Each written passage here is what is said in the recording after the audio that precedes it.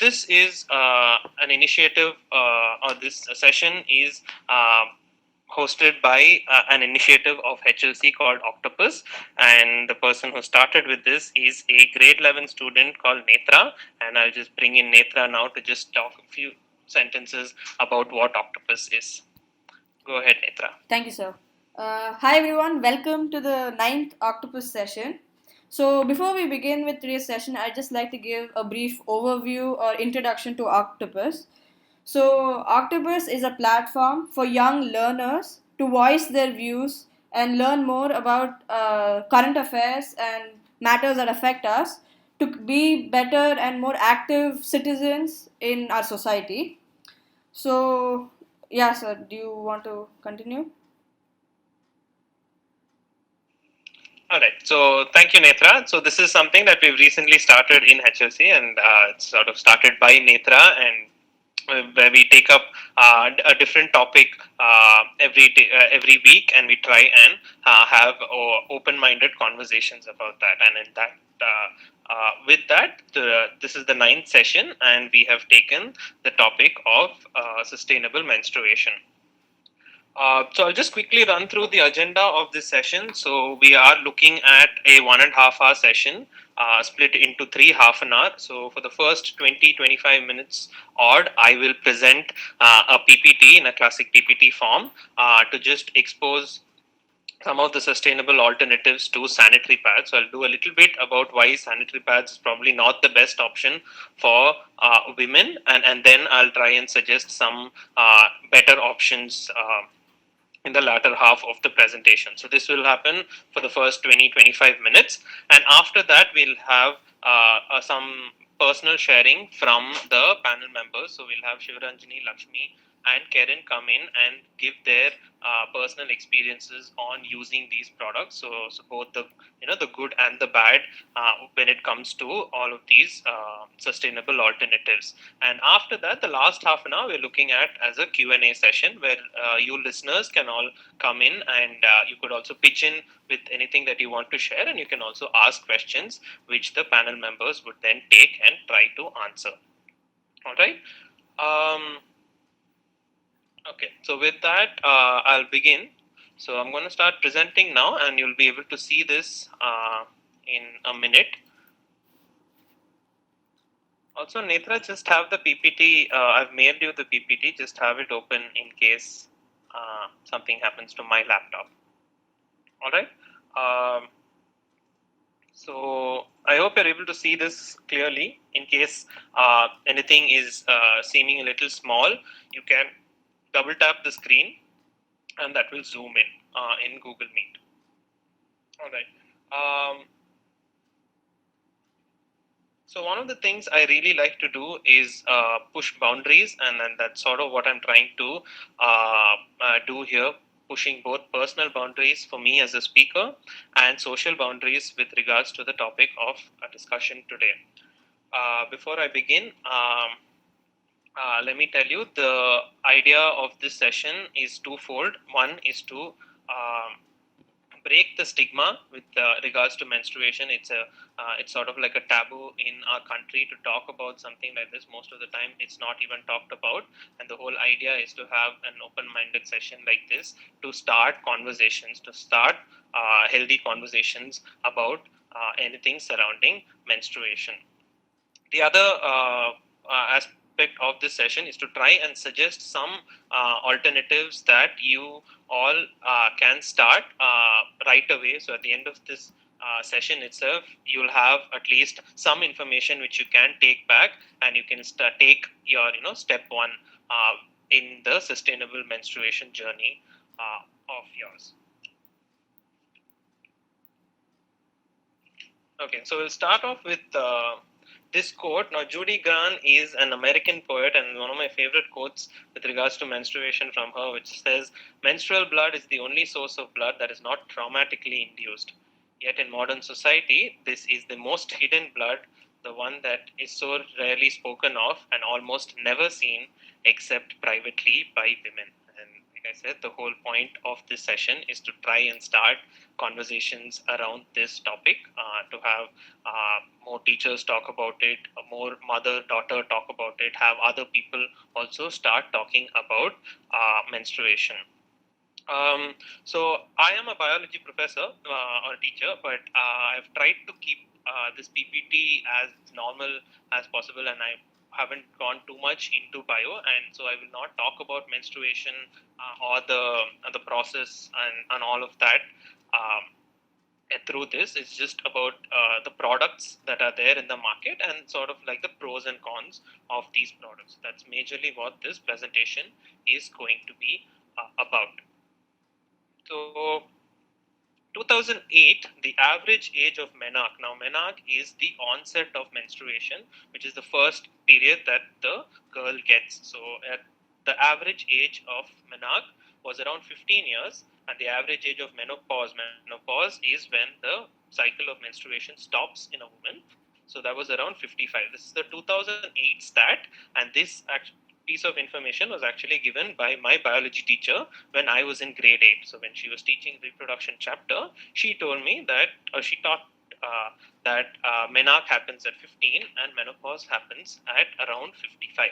And so if you minus the two, you'll get 55 minus 15, roughly 40 years of menstruation that a woman needs to go through.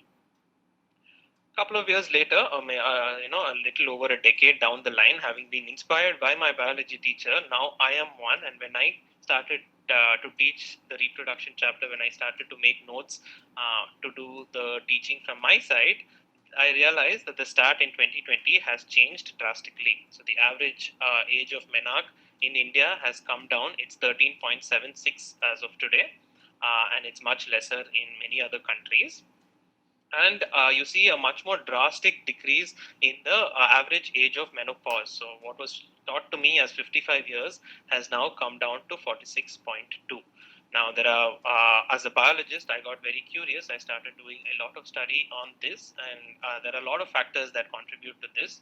A lot to do with the modern lifestyle as well, and the kind of food habits that is prevalent today, especially with regards to processed food culture. And not just that, it also has to do. There are a lot of papers which talk about this being related to unhealthy sleep cycle. So bottom line, unhealthy eating habits and unhealthy sleep cycle or sleeping habits over a decade or so has drastically changed this statistic. So while I was, like I said, while I was preparing my notes to take reproduction chapter for my 8th grade, this fact quite blew my mind. So this is a 2012 graph that depicts. You might not be able to see it clearly, but this depicts the average age of menarche across different countries. So each of the bar is one country, and India is there. The graph actually reads it at 14.2. So the average age of menarche was at 14.2 in 2012, and in 2020, like I mentioned, it has come down to 13.6. Please note that this is only the average. You have girls who hit their first period a lot sooner. So we have seen girls in India get their periods at 10, 10 and a half, 11, as early as that as well.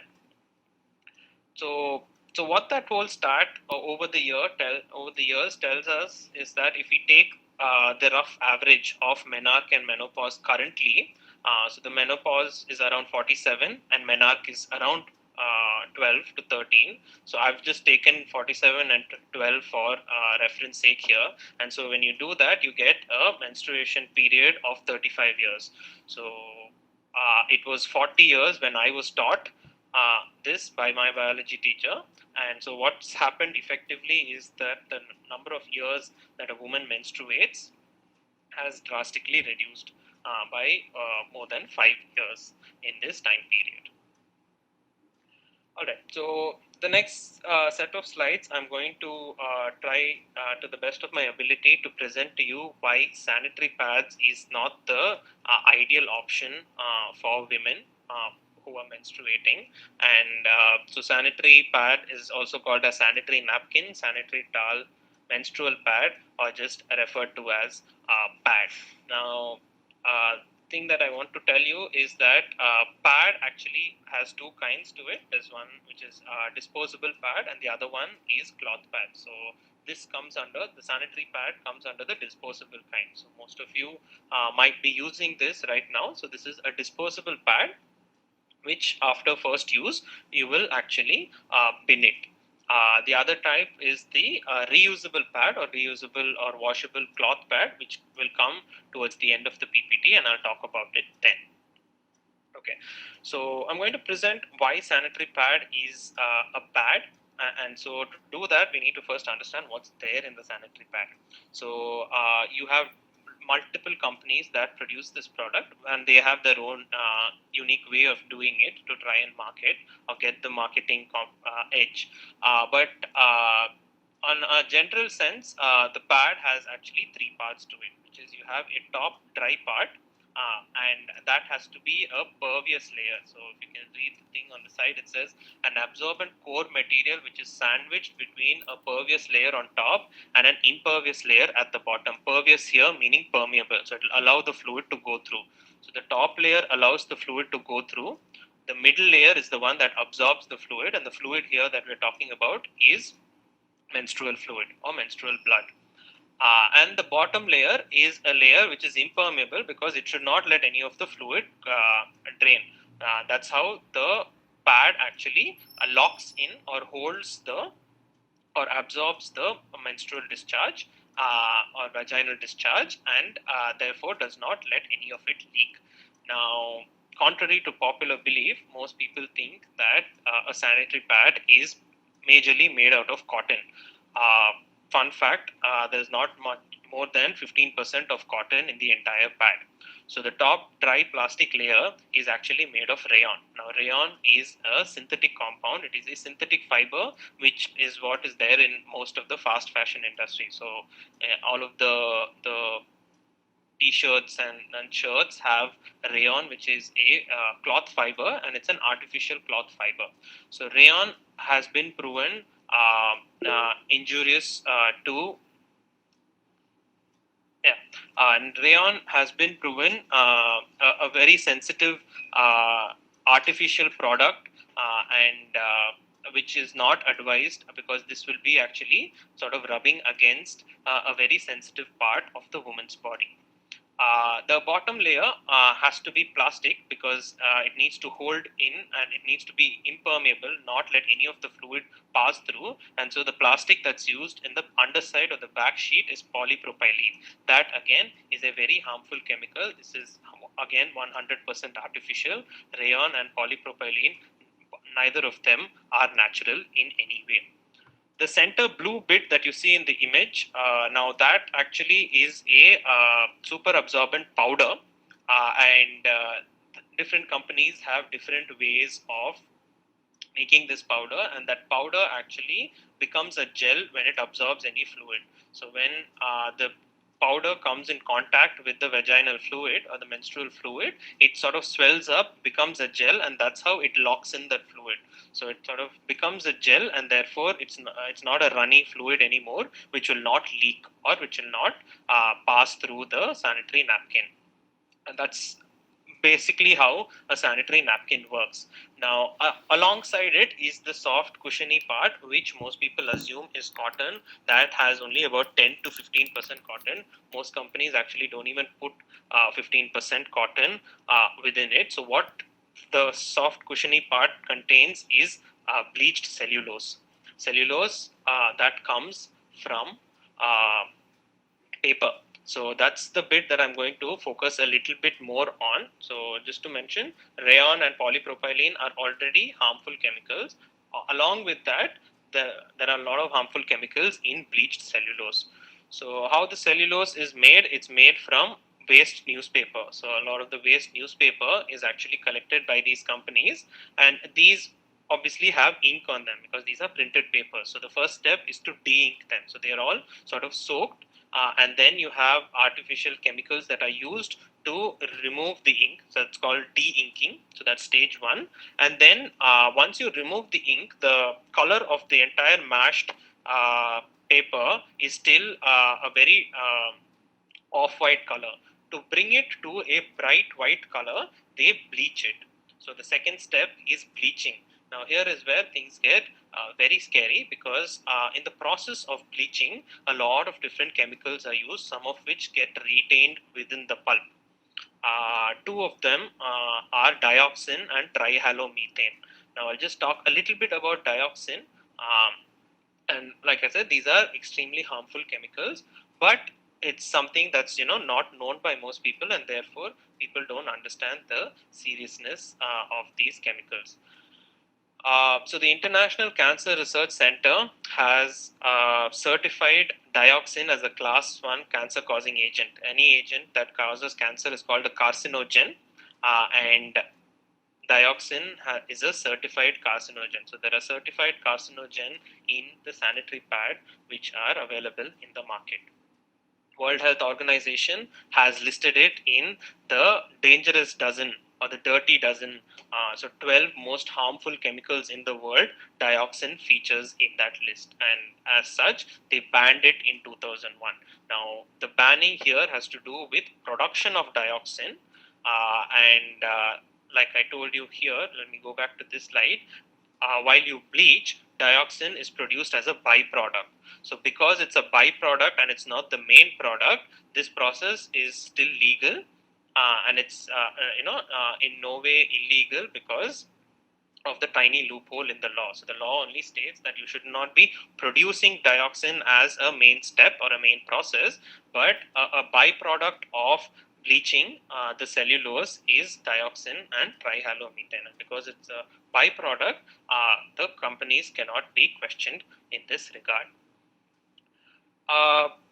I want you to focus on the bottom part of the screen, and that is probably the scariest bit about dioxin for me. Dioxin as a compound is fat soluble. Now, just to give you a little bit of bio, all our cells have an outer coating or an outer layer made up of fats. So that's called the lipid layer, and so all our cells have fat around it. And so that includes our skin cells. So all the skin cells, the external layer, which is called the cell membrane or plasma membrane, has fats in it. Now, fat. So that's what prevents water from entering our body. So if you spill water on your arm might get wet, but water does not get absorbed in your arm because there's the fat layer. So all the fat will repel water. So I hope you already know that fat and water don't like each other. Water gets repelled by fat. Just to give you maybe another analogy, for those of you on today in the morning, if you had sat down to make kolkata for to offer to Lord Ganesha, if you sat down to do that, the first thing that you'll do is you'll put oil on your hands, and only then will you start kneading the dough to make kolkata. What that does is it prevents when you oil your hands, it prevents the dough from sticking to your hand. And what biologically it does is the water in the dough or the wetness in the dough gets repelled by the oil on our hands, and that's why you're able to work with the dough easily. If you don't oil your hands, then all the dough will sort of stick to your hand because water will then get absorbed, and therefore you will not be able to work with it well. So idea here being fat and water don't like each other. However, and that's how most of the harmful chemicals are sort of protected by our skin. So the skin offers the first layer of protection because of the fat layer, and that will repel most of the harmful chemicals which are dissolved in water. However, dioxin is fat soluble, and because it's fat soluble, it can actually go through the layer. So it can dissolve through the layer of the lipid in our cells, and it reaches the inside of the cell. And this then continues to accumulate over the years. This is called bioaccumulation, and this accumulates. What actually seeps in is a very minute amount per pad, but it actually accumulates to extremely dangerous levels to over time. So how I look at this is very similar to how I look at alcohol or cigarette smoking. So if you drink alcohol today, or if you consume alcohol today, you are not seriously harming yourself tomorrow or for day after. But if you continue to drink alcohol every single day from today, eventually you're putting yourself in a major health risk. Similar, particularly for smoking cigarettes. If you pick up a cigarette today and you light it, you will not seriously harm yourself for tomorrow or the next week or the next month. But if you continue with that thinking, and if you smoke one cigarette every day from now on, then in a couple of years time you are putting yourself in a major health risk. So the dioxin penetration to the skin cells is very, very similar to that. So little bit amount of dioxin sort of penetrates into the skin per pad that is used, and over time that builds up, because these fats don't get these toxins are not removed by the body. It dissolves and stays as a lipid molecule. So it stays in the body and it accumulates in the body over time. There comes a point when it might become it might accumulate to extremely dangerous levels. So some of the other things that dioxin causes is it causes a lot of imbalance in the hormonal system of women, and it is also proven to be a factor that causes many different kinds of cancer. A lot of cervical cancer cases are linked to sanitary pad usage as well. Okay, so just a brief on India's sanitary problem. Now, this I think is a 2019 stat. I couldn't get hold of a 2020 stat. But if you see, roughly, we have around over 300 million girls and women right now who are menstruating, approximately. All right. And out of them, more than 120 million of them use these sanitary pads or disposable pads. The stat in rural India is almost half of the rural women use sanitary pads. The other half use some other form of indigenous cloth pad. Majority of urban women use sanitary pads. So you can see close to 80% of all the women living in urban areas actually use these sanitary pads, and that's a lot of pads over the all through the country, which contributes to a lot of waste. Now I'll come to that, but from probably a little bit of an individualistic point of view. So instead of looking at it as a national problem, let us take it from a personal point of view. So I'll try and present it personally, how you can gain from switching over from these sanitary pads. And so for that, we'll do some mathematics. Now, I'm not a big fan of mathematics, but I am a science geek at the end of the day, and I wholeheartedly believe in the term numbers don't lie. So we'll do a little bit of calculation, or these are just rough calculations that I could do over half an hour or an hour, and I'll try and present it to you. So going back to the stat, which I told you that currently it has changed. So what I learned as 40 years for menstruating women has now become the menstruating period has come down to 35 years, and you have one period every month. So 35 years into one period a month into 12 months in a year would give you roughly 420 periods. So girls, as of today's girls and women, go through a process of at least round about 420 periods through their lifetime. Now, the menstrual flow or the discharge over this whole course of 35 years is not the same. So it varies. So in the first 10 years, so since menarche or since puberty, for the first 10 years, the flow is extremely high. And then for the next 15 or so years, it sort of stabilizes and it becomes medium flow or stable flow. Now, during so I interviewed a lot of women to try and get an average of how many pads they've used through their lifetime, and this is sort of the bunch of calculation which I'm going to present to you based out of those interviews. Now, most women use almost 3 pads a day during their high flow periods, which is the first 10 years since menarche or puberty. when the flow is extremely high, there's a constant need to sort of change pads, and most women change around 3 pads a day, and therefore for a period of around 6 to 8 days, roughly they use anywhere between 15 to 16 pads. So this is per month. So number of pads used per cycle or per month is around 15 during the high flow. And during the medium flow, which is the later half of the menstruating period, so which is about last 15 years, so after 10 years of period initiation, the period days also reduce. It reduces from 6 to around 3 to 4, and the flow stabilizes, and therefore because the flow is much lesser now, women change only 2 pads a day roughly. So this is all extremely rough figures that I'm trying to present, and the whole point is to sort of arrive at a number at the end of the day.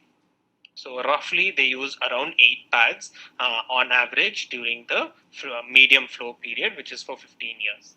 So if you have to roughly calculate, so the total disposable pads that they would use during high flow, so they'd use 15 pads per cycle, so that's per month, into 12 months in a year, and this lasts for about 10 years, so that ends up with 1,800 pads. So 1,800 pads are used roughly on average by women during the high flow period.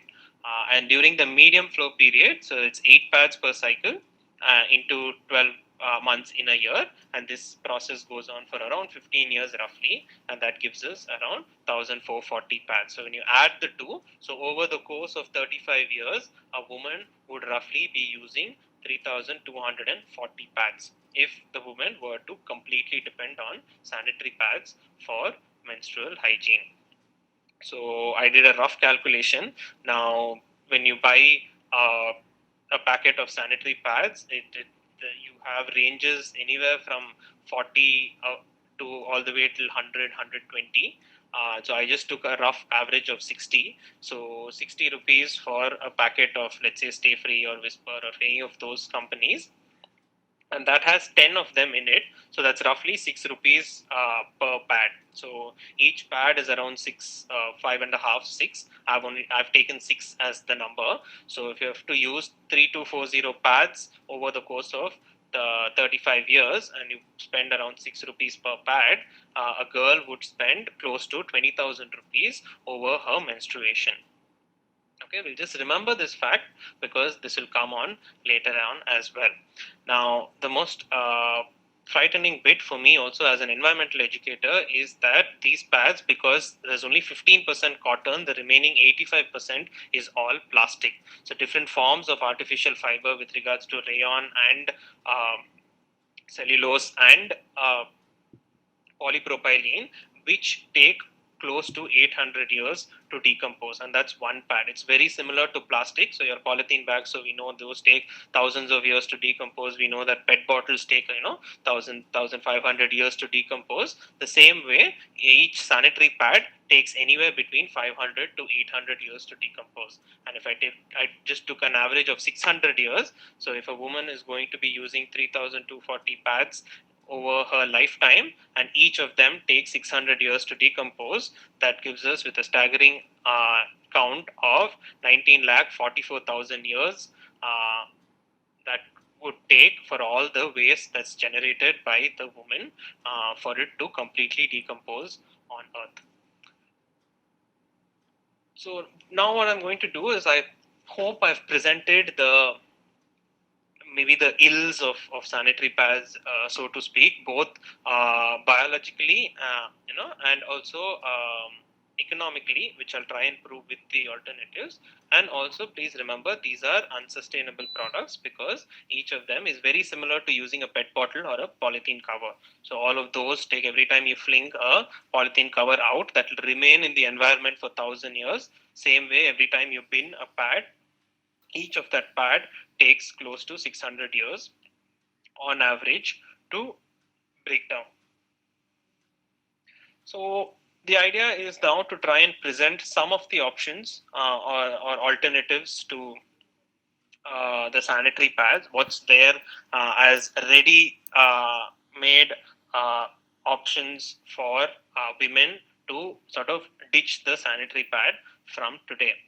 So the most common alternative, people or which women first seek to, is tampons. Now, tampons, I won't go into details of it, but tampons is more or less like a plug or like a cotton plug that you see here with a string attached, and that's sort of inserted in the vagina, and that's insert. So sanitary pad is something that's worn just inside the undergarment, but a tampon is something that's inserted in the vagina, and the cotton plug actually absorbs all the fluid all around. So whenever there is vaginal discharge or menstrual discharge, the cotton plug on top will actually absorb all the fluid, and that's how it prevents any of the leakage.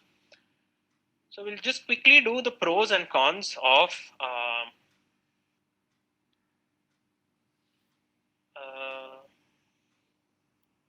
are you not able to see this? Are you able to see the pros and cons? No, sir, we're not. Should I present? Okay. Let me see this. I think it's tough.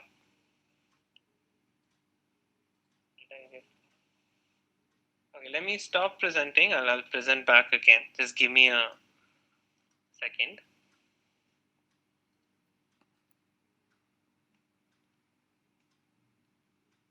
Okay. Maybe Netra, you might want to. Okay, so I once. have a feeling my laptop froze. Apologies, everyone. Just give us a second. There we go. I got out of the call.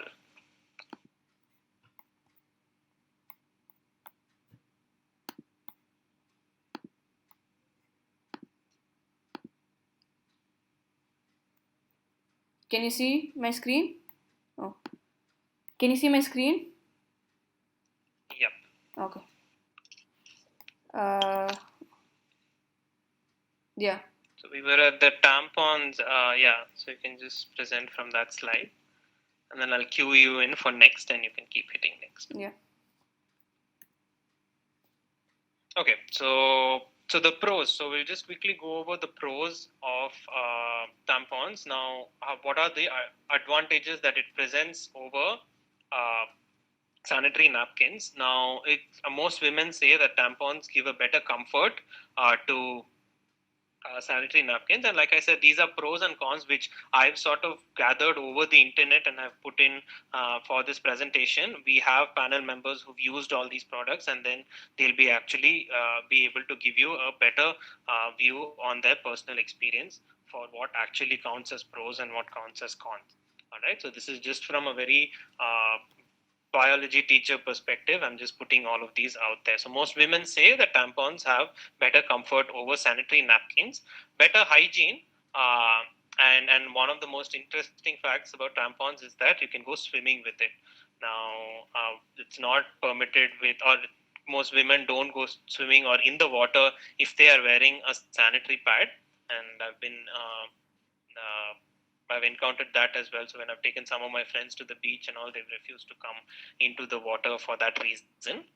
But having a tampon on actually allows you to go into water because it's something that's inserted inside, and so there's no question of getting this wet as compared to the sanitary napkin.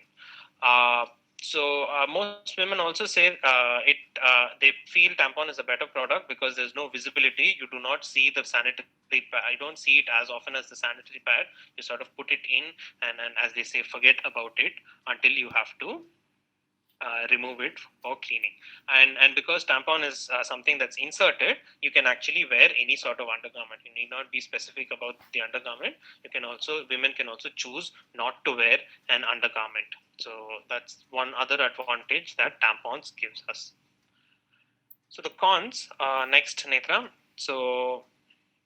But the cons are one of the most biggest disadvantage of using tampons is there's a higher risk of TSS. TSS stands for toxic shock syndrome, and that is something that many women face because they are inserting something in their vagina. So a lot of time the cells of the vagina sort of react harshly to the device that's been inserted in, and therefore it sort of causes those cells to have a vigorous reaction, and that's called as a toxic shock syndrome, because the vaginal cells have gotten a sort of a shock from the new product that has sort of entered that environment.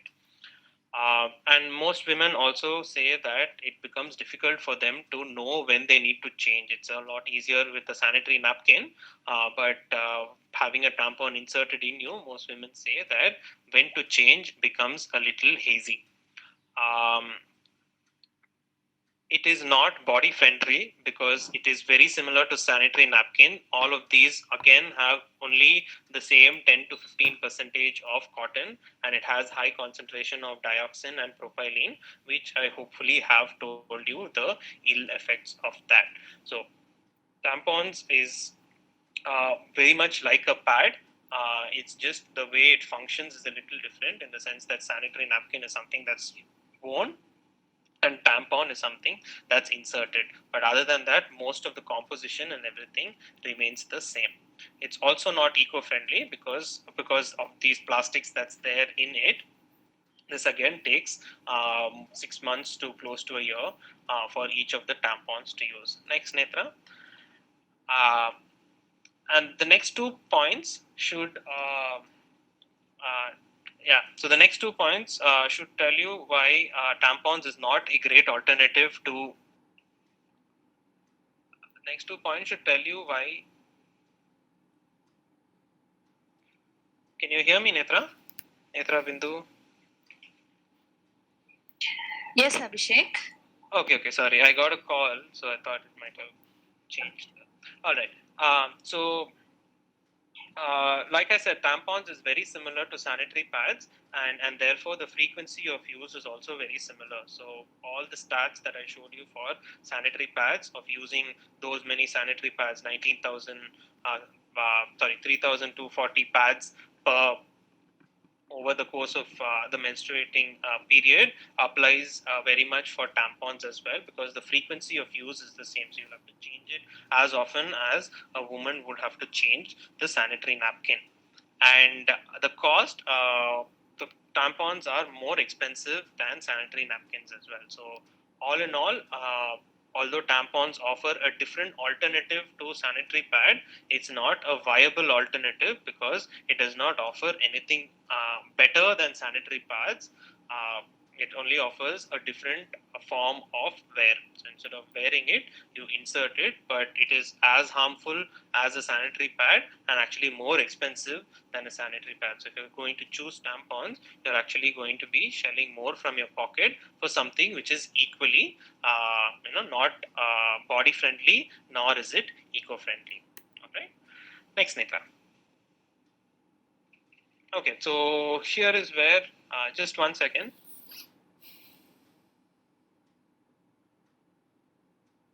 Yeah, so the next I'm going to talk about is the two alternatives that we are going to try and suggest through this Octopus session, which is washable cloth pads and menstrual cups. So cloth pads are very similar to sanitary napkins in the form of wear, but these are made from cloth. So most of it is cotton. So almost 100% of the product is cotton, and it's natural. There are other forms as well apart from cotton, but all of them use natural fibers. So it's very similar to the sanitary pad in the way that it functions and it's worn, but instead of plastic being in a sanitary pad, there is actual cotton fibers in a cloth pad. So just to roughly run through the pros and cons, it's very soft and comfortable, and it's a natural material. So cloth pads are made of natural material, and there is no artificial material, so no plastic or any of its harmful product within a cloth pad. Women say that they don't get rashes. Most women who use sanitary pads and end up with rashes say that cloth pad is a better alternative because it's soft and much more comfortable. The cells around the vagina take to a cloth pad much better than it does to an artificial fiber. So instead of rayon and polypropylene, the vaginal cells get adapted to cotton a lot better, and in that sense, there is not much rash that's there. It's also colorful. Most of your sanitary napkins actually come only in white, but here you can actually there are a lot of different colors that one could choose from. Just very similar to how the mask during this corona time has taken on a very creative level, and we have different colors and different patterns of masks. The same way, there's a lot of variety to choose from. It's much cheaper than a sanitary napkin, and you send less waste to the landfill. So these 2 points I'll try and show again with a bit of math in the next slide. The only cons, the disadvantages of washable cloth pads, which most women say, is that first you need to actually wash it, because this is washable cloth pad. You have to actually do the process of washing. It's only about a 10-minute, 15-minute procedure, but you actually have to do it. So in a sanitary napkin, you just remove it and bin it. But in a washable cloth pad, you have to spend those 15-20 minutes doing the washing also in a specific procedure. So that is one. And the other one is visual, because in a sanitary napkin you will not, most women choose not to see the contents of it. It's directly just put in either wrapped in a newspaper or directly pinned, and there's less visual interaction with the blood. But here you're actually going to scrub the blood from your cloth pad, and therefore there's higher interaction with the menstrual discharge in that sense. So that alone is one con which sort of needs a little bit of getting used to. But other than that, it's a much better alternative. Next slide, Netra. So you can hit, yeah. So now each cloth pad is only around $200 roughly. So this is again a rough average. You have anything from over 100 rupees all the way till 500, 600 rupees. But a decent enough cloth pad is around 200 per pad, and ideally you would only require only 5 to be with you at once, because these are reusable, washable pads. You don't have to keep buying a lot of them. You just need around 5 or 6 with you for every cycle that you get, and each of the pad lasts 5 years. And because of that, over the years, if you have to calculate, you need each pad lasts for 5 years, and the menstruating period is 35 years. So you only need around 35 cloth pads for your entire menstruation period. All right, and then if you can do a quick rough cost estimation, so 35 cloth pads into 200 rupees per cloth pad, that gives you only 7,000 rupees. And just going back to the calculation that we did with sanitary pads, you were going to spend, a woman would be spending close to 20,000 rupees over the course of 35 years. Next. Not only that, so not only is it much cheaper, it's also more eco-friendly, because these only take about a month to decompose, because it's all made of cotton.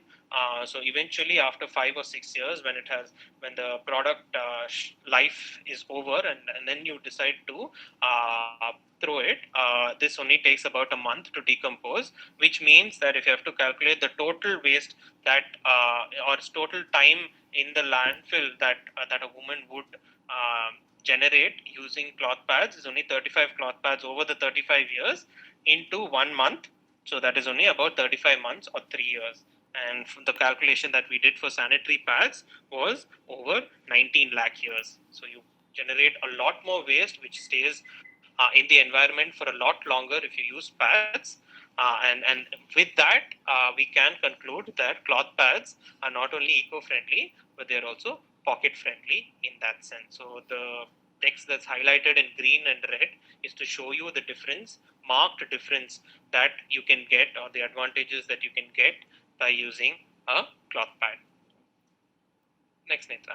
All right. So the last one that I'm going to suggest is a menstrual cup. So rather, we suggest is a menstrual cup. So if not a cloth pad, a menstrual cup. So a menstrual cup is also called as moon cup, she cup, period cup, or just simply referred to as cup as well. Now this is a small product, as you can see, made of either silicone or rubber, and this cup needs to be inserted in the vagina, similar to tampon. It's inserted in the vagina, and the cup would basically collect all the fluid. So all the vaginal discharge and all the menstrual discharge is collected in the cup, and then you just have to sort of empty out the contents after the flow. You only have to remove the cup, empty out the contents, clean it, and you can insert it back in the vagina again for the next cycle. So quickly running through the pros and cons. This is reusable, so you can keep on reusing it. All you need to do is empty the contents, wash it, and then insert it back in. It's much more eco-friendly, and it's also pocket-friendly, and I'll show you how in the next slide, similar to cloth pad. And this lasts, if maintained properly, close to 10 years. So if you buy one menstrual cup, with proper care and maintenance, it can last you for close to 10 years. All right, and there is no risk of toxic shock syndrome. This is in comparison to tampon. So tampon and menstrual cup are both products which are inserted in the vagina. There's higher cases of TSS in a tampon, but hardly any reported cases of TSS because of use of a menstrual cup. Some of the disadvantages is very similar to cloth pad. So cloth pad, you'll have to do a washing. Here in the moon cup or the she cup, you have to do a little bit of cleaning. So you have to actually empty out the contents and do the cleaning as such. Most women just put it in hot water or warm water after the contents have been emptied. But that process of cleaning is there, which is there in cloth pad and the menstrual cup, which is what actually makes it reusable. So every time you wash, you have almost like a new product again, which can be used, as opposed to your sanitary napkin, which is a one-time use. So very similar to your one-time use polythene cover, this is again or one-time use plastics. So sanitary napkins actually come under that category. The removal might be a little messy. There are some women who complain that removing after inserting and after having the period flow, removing the cup actually gets a little bit messy. This is again very similar to cloth pad, where you'll have to actually interact with the blood that is sort of given out by the vagina. So there's higher visual interaction of blood both in cloth pad and menstrual cup. But those are the only two cons. But apart from that, you have a lot more pros to go for it. Next, Netra. So just a little bit of math to finish off the menstruation cup as well. So each cup costs around 2,500. This is again a rough average. You have anything ranging from 1,500 all the way till 5,000, depending on what product you want to choose. But you would only need one cup per cycle. So you only need to have one cup with you, which you can constantly just empty out and clean it and reuse it for the next month, for the next cycle.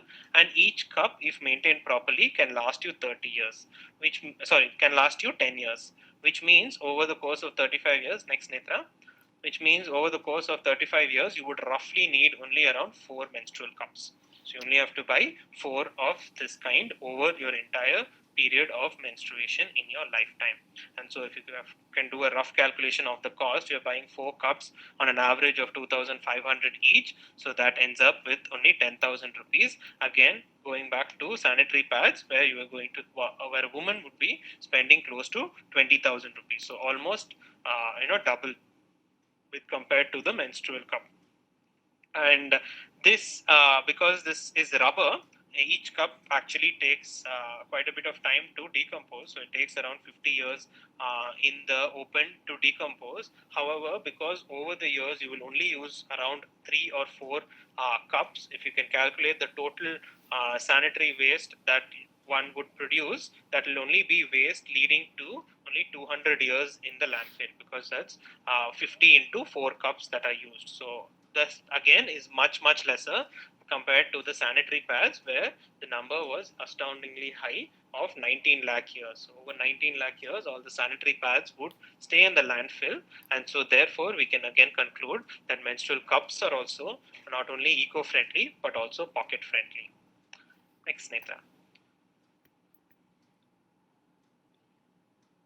Okay, so this is just one slide towards the end. I have put just some of the suggestions from our side for the choices of cloth pad or menstrual cup that one could purchase. I will send the link I'll send this PPT to all who are attending the session here, and so you can take a look at some of these suggestions, and then you can, so there is a lot of variety both in cloth pad and in menstrual cup, and then you could sort of see the advantages and disadvantages of all, and you can make an informed choice then. So this is just as a suggestion slide, I've put it here, and so when you get hold of the PPT, you can look at some of these links and see if any of them is viable option for all of you. Next one. Okay, so that's my last slide. So let's talk about menstruation. Let's talk about period, and the idea of this whole session, like I said, was to start such conversation. Job. Before I jump into it, I think this is a great initiative. Kudos to Netra and the whole team that's putting this together, because I feel like what we lack right now is spaces that can have very authentic dialogues and speak about experiences. So I'm very glad and very it's my pleasure to be here and be talking about my own journey. So I just have a quick question for all of you who are attending this. If you can just send me a yes on the chat if you're using anything but sanitary napkins right now.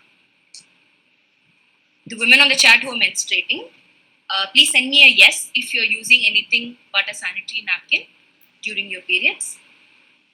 Is there anybody? Okay, there's Meenakshi. Okay. Anybody else? Okay, great. Okay, there's Gopika as well.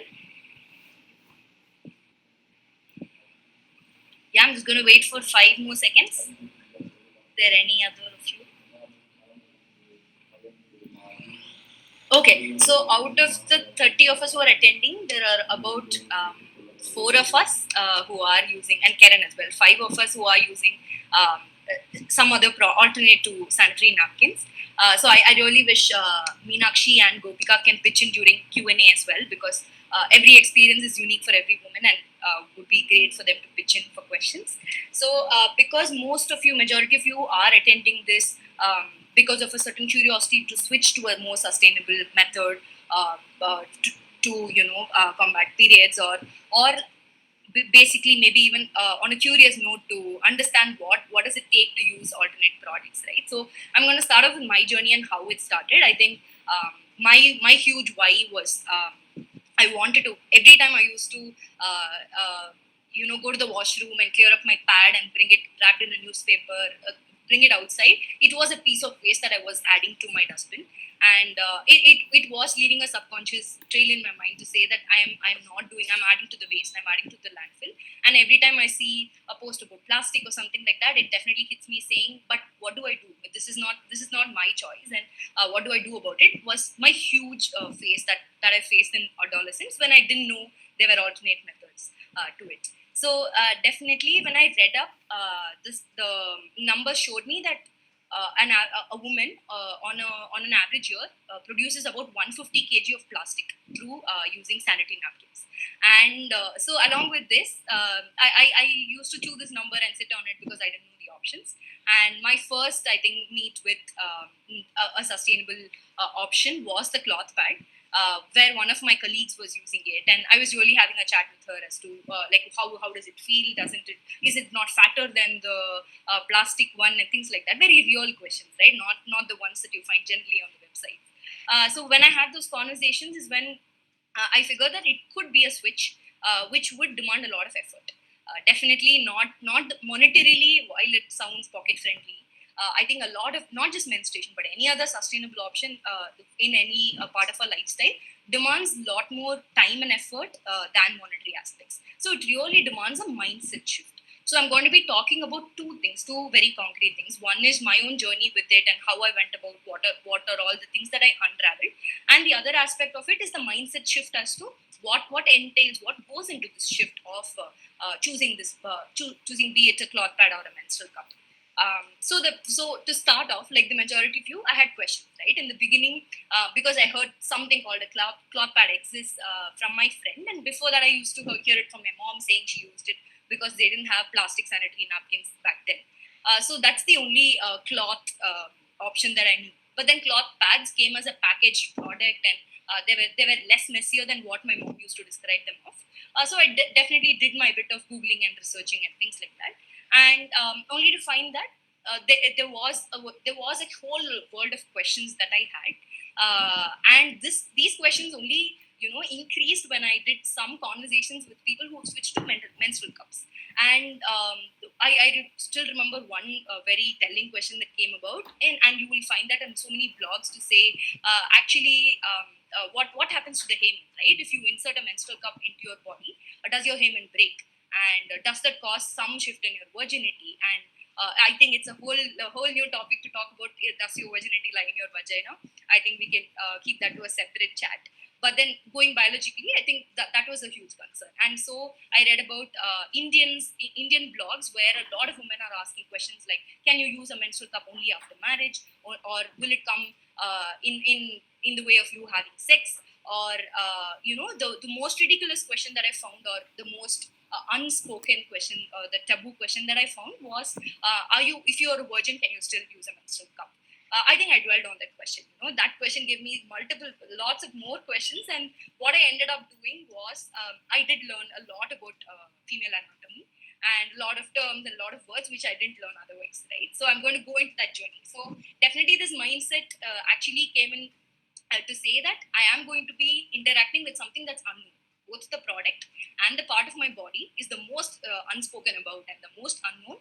So I am going to be in a territory where I don't know anything. And my huge belief that I had was everybody is unique. So there's not going to be one other woman like you, exactly like you, who's going to say, see, this is what will happen after this, and this is how you can crack it, and then everything will be smooth. That's not how it works. So each of our bodies is different and is unique. So we are going to be, I told myself I'm going to be on a journey to figure this out for myself. I think that shifted the lens for me from saying that actually, you know what, I'm consuming 150 kgs of plastic and I should become responsible, I should act more responsibly, I should contribute to sustainability. This felt like a duty. This felt like this definitely had a certain burden and responsibility to it.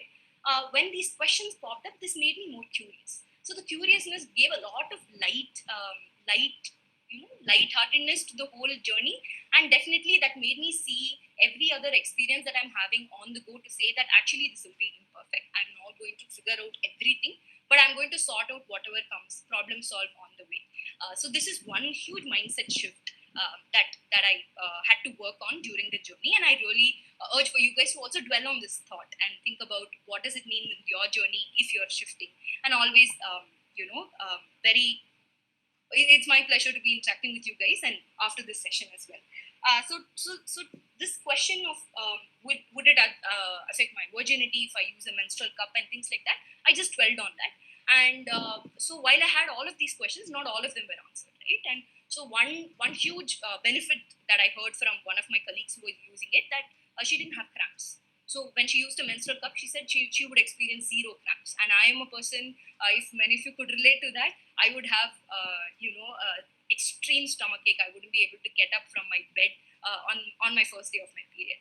So if you really connect to that, then I think you have to switch to menstrual cup because it really works on the ease with which your vagina releases the blood, and it definitely eases your track, and it definitely helps your whole uterus to push it up, and hence your cracks are reduced very crazily. So I think it's really meant for you guys. So that is one huge benefit that pushed me to try the menstrual cup. And what happened was, my first try with a menstrual cup comes with a very mysterious and thrilling story, where it was my first day of my period. I take the cup out and I read all the instructions. So there are two very, very key aspects to choosing a cup and wearing it or using it.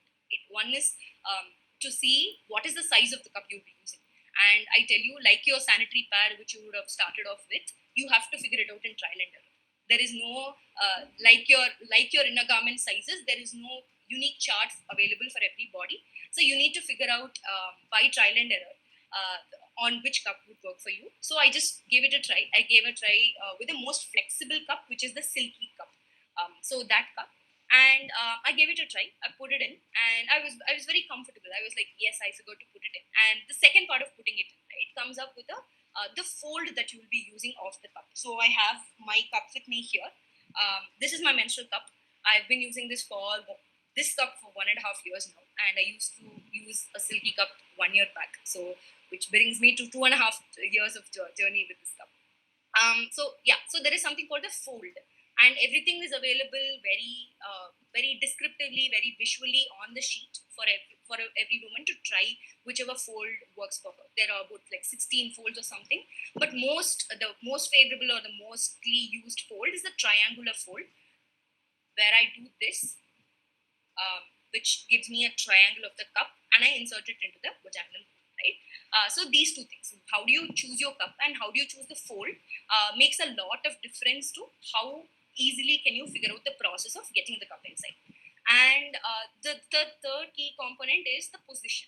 So there are multiple positions in which you can insert the cup, and that also you will find out, like the most comfortable, the most easy. All of this you will find out by trial and error. So I really urge you guys to block off 1 hour, 1.5 hours on your day one of period to figure this out for yourself. Because this is worth this time that you're going to invest in switching to a menstrual cup is worth so many years of time and so much of effort in going over cramps and having to show up at work or keep studying with a lot of focus, right? So this was the switch, and when I put it in, all of this was sorted. I put it in. I was very happy. There was nothing on my panties, and I'm not going to worry about stains, is what I told myself. And then, so I got, after an hour, I was very curious to see, okay, let me try taking it out. So now it's all sitting inside. I want to try taking it out because at the end of 14 or 15 hours, I'm anyway going to take it out. And then I sit to take it out. So my comfortable position is squatting. So I squatted and I tried taking it out. It wasn't coming out. So that was a horrifying moment for me. I read the instructions. I reread the instructions. I even showed it to my friends and asked if I was reading it wrong or if they could perceive it in a different way. So I think I was sitting in the washroom, trying every 10 minutes to see if the cup would come out. It wasn't. It wasn't budging from its place, and I really was stuck. I was extremely panicking. I was in huge anxiety to say that I've inserted something that I don't know into my body. I'm never going to be able to take it out. Right, so this gave me a lot of panic and anxiety. So I was struggling for this for about 2.5 hours to 3 hours. Then I was really because I'm never a fan of going to the hospital or doctors, and I have a different belief in health system. So I've never been to a gynecologist before, and I was really wondering what do I do now? Like what could be an alternate? And I tried different positions and taking it out, and nothing was working. Right, so my colleagues who were there with me, they forced me to go to the doctor, and the doctor first asked me, okay, what have you inserted inside? And I said it's a menstrual cup. So I work with rural Kadalur. I work in rural Kadalur, and so it was a gynecologist in Kadalur, which is it's on the part of coastal Tamil Nadu, in case you're not aware of. So she apparently wasn't aware of menstrual cups, and she was really giving me a judgmental stare to see, okay, you're not married, you say you're 24, and you put something inside your vagina. Right, so that was a very weird look that I got, and like I wasn't reacting to that at all because I wanted it out of my body. That's all was my focus on. So she said, you're not married, so how can I show tools into your vagina? So I'm really wondering what I could do. So can you try taking it out the way that you put it in? Things like that.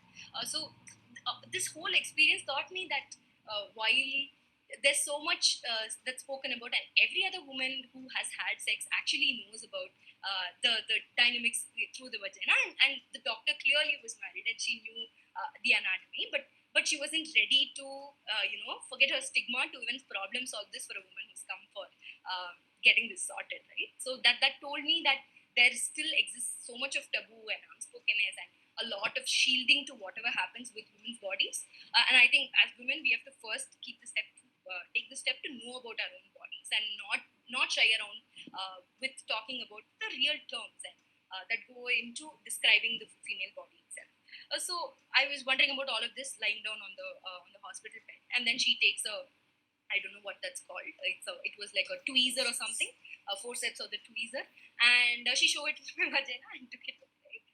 So this is called the stem of the cup, the projection that you see.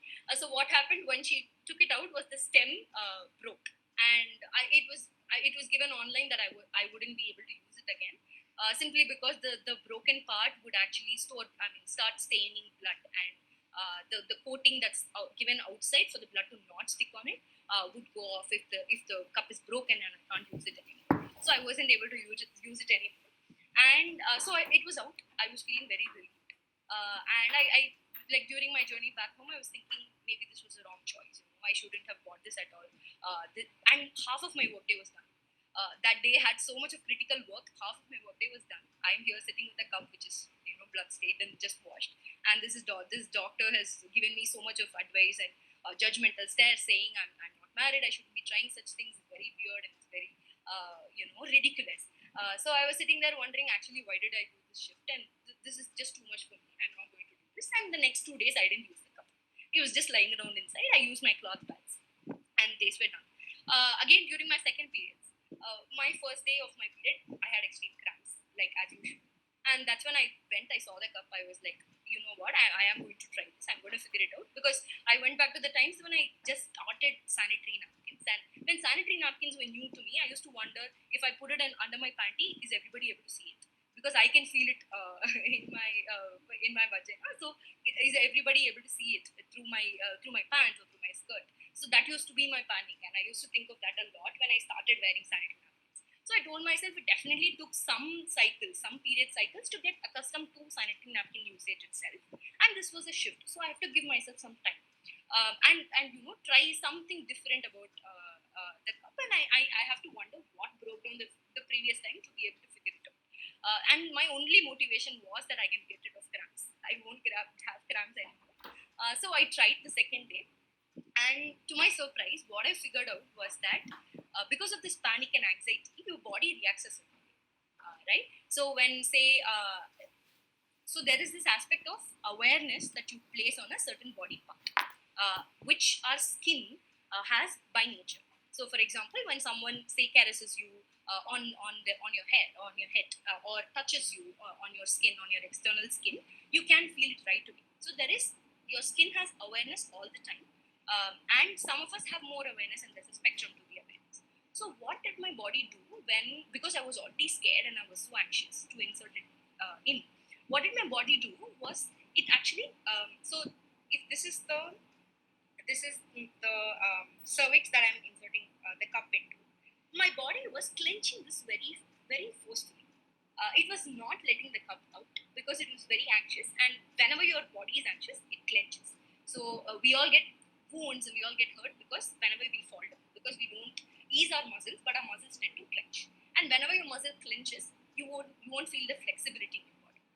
So all of this I understood all of this only in retrospection, right? So what I figured was, when I could actually tell my abdomen to push, I consciously placed my awareness on my abdomen and said, I have to push this, and relax my abdomen, and then the cup came out, right? So this was a huge relief, plus a lot of realization that I got of my body to say I'm actually not aware of what's happening in that region at all. So this is not given in any blog. I didn't read it on any website, but this is, I mean, I found this out through trial and error and just through sheer curiosity. So this is something, and when I'm telling you, it's still a story for you until you try it. So the aspect of awareness and how when you place your awareness on the abdomen and give it some instructions, it actually listens to you. You can control the muscles that you've never touched or you've never experienced, right? So this was a huge. This gave me so much of conviction to say that actually there won't be any more problems with this cup, but for me to insert it in such a way that it doesn't leak. So I am going to go forward and do this. So if not for the try that I had done the second time, I wouldn't have figured this out for myself and my body. So definitely kudos to new tries and the ones who are curious and who are going to try from their experience.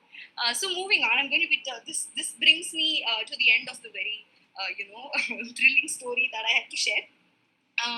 So one very common thing that I find, uncommon thing that I find on the internet is they don't talk about what goes into choosing the right cup. So one concrete way that worked for me was so there is a part called the cervix. I'm sure Abhishek sir can help you out figure out anatomy and terms better, but this is all from whatever I've read so far.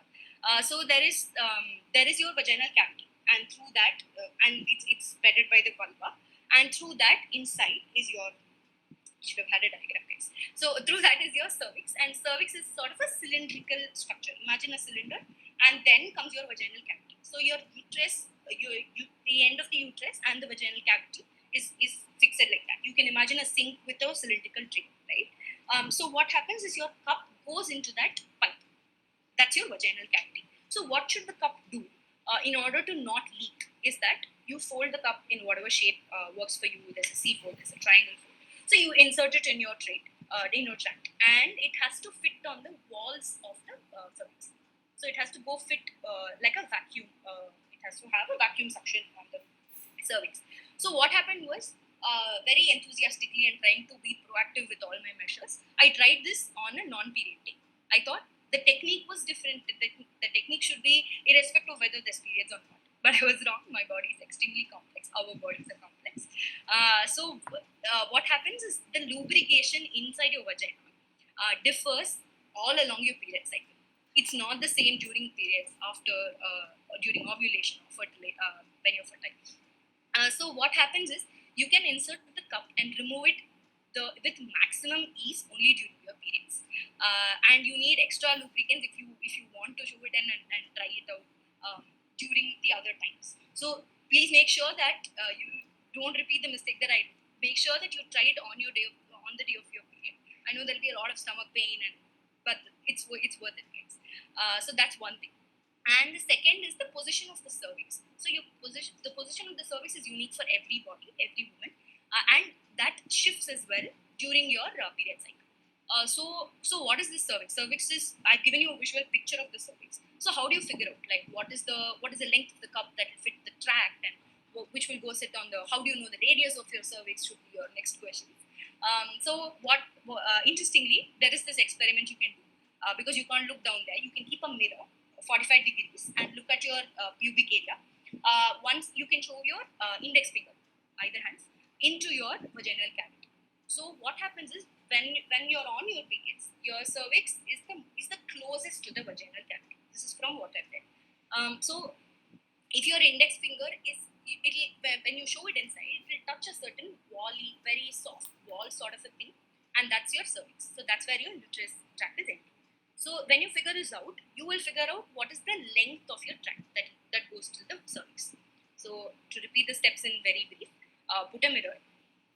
You are going to show your index finger inside your vaginal cavity. You will hit. You have to determine the position of the cervix, like say 2 days prior to your periods. And then you can decide the length of the cup that you want. And like I said, some bodies need smaller stems, shorter stems. Some bodies need longer. So what I ended up doing in the beginning was, I had a short stem, and I figured that I wasn't able to pull it out. So I used to try so many things, and the cup would go inside, and I wouldn't be able to find it. So it's very important that you get the cup with the right stem size. So you to figure this out, you have to figure out the length of the tract that goes to your cervix. So this is one thing which you will not find directly in the internet. This is derived from a lot of blogs and what women write, and my own personal experience. So this is one thing I wanted to leave with you guys. And the last one is, So one thing, what happens is, this gives you so much of comfort when you leave it inside. That sometimes on my day 3 of my period, I've forgotten that I've inserted the cup. So it would go on for 24 hours. And please, guys, that's a no-go. Don't do that. Surely, because one is, it starts to smell. And luckily, the material is such that the smell doesn't get retained. But it's really important that you take it out. You don't leave the cup beyond 15 hours in your body. 15 is the upper limit. So if 7 hours, 10 hours, then that's the best. So that's one thing, that's a no-go. And sterilizing, like Abhishek mentioned, you can use boiling water. Boil it, have a separate vessel for it, boil it, and use it for that. Once it smells, suppose in case you leave it inside and it smells, you can always use citrus or lemons in order to give it some fragrance. And it also has a slightly acidic property that will clear out the smell. So this works. And the most important one, in case you have roommates like how I did, who also use cups, make sure you know where the cup is, right? Because sanitary napkins are extremely accessible. you forget your sanitary napkin, you can buy it from any store wherever you are, even in the remotest of mountains, but you won't get your cup over there, and you have to order it online and wait for a couple of days for it to arrive. So definitely make sure that you carry your cup wherever you go. That's one thing, and definitely make sure that you don't interchange by mistake, because it is a very it is a private product and you shouldn't be interchanging it. So it's really important that you know where it is and it's always with you. Yeah. So the last one I wanted to touch upon is for any of you who are menstruating, it's where this experience will be very relatable. So whenever you say you're doing an intense physical activity, or you sneeze, or you cough, you see you experience like a lush of flow of the period blood, right, out of your vagina. I think that's been a huge relief, because there's the cup inside. You can't feel any interaction between your vaginal cavity and your panties. So you don't have to bother about when there's an intense like an activity that your body is doing, your flow is still consistent and you don't get a feel of the flow being high or low, and you don't have to get conscious. So that's used. And also, like Abhishek mentioned, you can wear it during swimming. You can do any sort of intense physical activity. Gymnasts use this, and acrobats use this. So there's so many friends who switched to this, have cycled, have done any physical activity possible. So definitely would recommend this cup. And whenever people have been curious, but they've reached out to me, they've said, I feel very scared, I don't know where to start. I think your curiosity is your first start. Once you order the cup and you're curious about exploring your own body to know how the switch feels, what the lifestyle will look like, I think you will do the switch. I really hope like some of you try it out. I can leave my number. So when I narrated my first thrilling story, there was a colleague of mine, Swati, who existed for me to say that actually, come, don't worry, try again. So definitely a voice of another woman who's tried this out is really reassuring through this journey. So I want to try and happy to take questions at any point. Really glad and we hope, yes, I'm like this. I can answer questions later. Thank you, Shiv, for the detailed sharing. It was really nice, and you took us through a really long journey as well. So I'm glad you were able to share all those nuances, which I felt was important for the story, to get the girls at least to get over the first initial stage of fear, which many of them might be facing right now. Lakshmi ma'am, if you can come in now and share with us your personal journey with this. Yes, Abhi. Thank you so much for the opportunity. Actually, these are hardly spoken, as Shiv had mentioned and Abhi had also mentioned. So it's important that we discuss these things so that we also get comfortable about such topics, and also kind of motivation, because I'm a person who seeks motivation. I get inspiration from everyone. So these kinds of talks and communications will help me actually in a lot of ways. So I'm hoping that more people over there would also look out for such things. So thank you for that opportunity. Mine is all about cloth pad. So how it all started. So my Minark, I think, started when I was 10 and a half years old. I was in my 6th grade. My mom had told me about what it is and everything. But she gave me her old cotton sari, a piece of her cotton sari, and she said, you have to fold it and keep it in your panty and everything. So way then, I used to walk 1 kilometer, take a bus first, and then get into another bus, and I would reach my school. So that was my school journey in one way, and the same way I come back in the evening. So there was no way that I could change my cloth pad or anything. I don't even remember how I sustained those days, so it's hard to remember now. But I somehow managed. And so that was the thing, because my mom felt there were options, like Carefree had started something with a loop around your waist, and then you have to hang your sanitary napkin from there, from a loop, and then wear your panties and socks. It was there. But my mom felt that this is a more healthier option for you. So you can wash it, you can dry it, and you can have it, because you see everything happening in front of your eyes, and you need not use those things. So I wasn't even aware, and I was just 10 and a half years old, as I told you. So this went on till high school, I think. High secondary is when actually I was introduced to sanitary napkin, and it was like a big relief. Oh my gosh, I need not wash it anymore. And we were two of us, my sister and I, younger sister and I, both of us were using cloth, the sari pieces that my mom had given. Amma would also use the same thing. And what we would do is we would have one, cloth line on the ceiling, and all three of us will take turns and wash it there and put it there. When all three of us get it at the same time, there will be a competition like who puts it out first and then. So we would always hide it behind the last cloth line and not make it visible. Because Appa was there at home, and if other men visit, what would happen? What if they get to know? So these were the things that actually were in our minds earlier then. This sanitary napkin, when it came to me, was like a boon. Like, oh my gosh, now everything has changed. No, I can just use it and just throw it off. So that was the mindset I had when I first started using it, and it went on for many years, I should say. I didn't even realize that it was causing such harm to the environment, causing such harm to me, my health, and everything. So I was unaware, honestly. So I was enjoying that.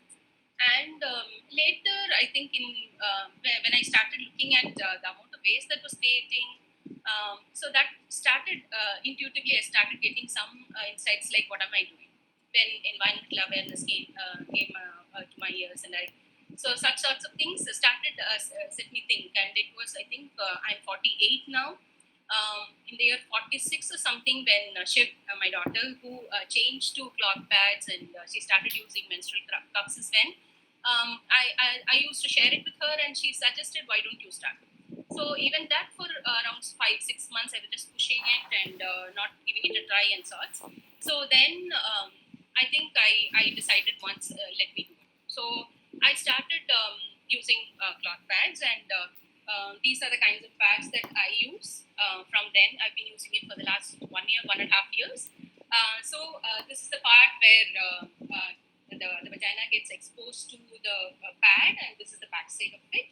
And you have a button over here, so you can fix it to your panty like this, like how you use your sanitary napkin. So I started using it, and I felt very comfortable. Actually, the memories of my olden days when I used to use cloth which Amma gave, so those memories actually came to my mind, and I felt very comfortable. I started feeling that my vagina has started breathing now, actually, honestly speaking. So I started, I think, enjoying this, and one thing about this is I started thinking like, okay, when I used sanitary napkins, I used to carry 2 of them in my bag, and what you do is you use it in the school, and you wrap it and put it in the dustbin, and you actually change to the other one. So what do I do now? So I started planning, and I carried 2 of them, and I also carry Ziploc bags with me. Even today, when I come to school, I do that. So the wet one will be folded and kept inside my Ziploc bag, and I'll use the dry one and bring it home and wash it in the evening. So it doesn't smell, honestly speaking. I'm telling you that it doesn't smell of blood or that nasty smell. Nothing of that is actually true. So and I'm also able to see how much I bled that day, and actually I can see that I enjoy that, because it's a part of a biological process, and I'm able to wash it, and it definitely it's not 100% stain free, as you can see. There are some stains still there, but it's still hygienic, I would say, because Chennai is a place where you have enough sunlight. So what I do is I wash it in cold water, then I leave it soaked for in mild detergent for some time, 15-20 minutes, and then I rinse it and put it in the sun. So you can also actually wash it in the washing machine, but I feel comfortable doing it with my hands. So I leave it in the sun, and it gets dried completely. So that's how I've been using it, and I'm finding it extremely good, helpful, and I'm feeling very happy that after every cycle, when I roll it up and keep it in my the box that I store in, I feel very happy that I haven't thrown anything into the landfill this time. So that contentment, I think, gives me a lot of comfort, and also, as Abhi said, there are a lot of health benefits which I'm also actually seeing. If you actually feel that connection of closely to your body and what it happens to the body, I think it also gives a lot of comfort that way.